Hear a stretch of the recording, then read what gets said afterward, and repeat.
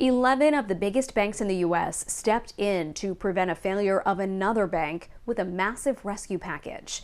The turmoil in the U.S. banking system comes days before the Federal Reserve could raise interest rates again. Caroline Shively breaks it all down for us from Washington. The banking industry wrapping up an alarming week with more bad news.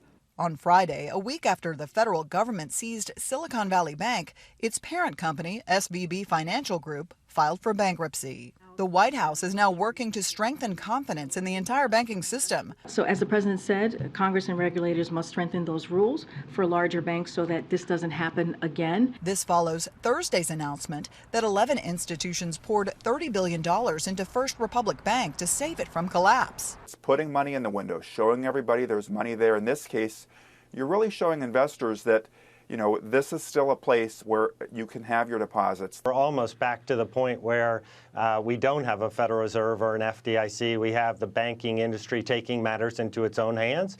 Obviously creative, but we're going to have to see whose money are they putting in. Is it own cash of the banking institutions? The bank failures and economic fallout are putting pressure on the Federal Reserve to stop cranking up interest rates.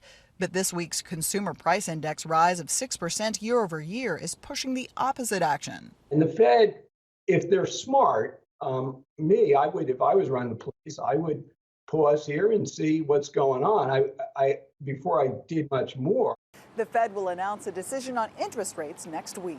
In Washington, Caroline Shively, Fox News.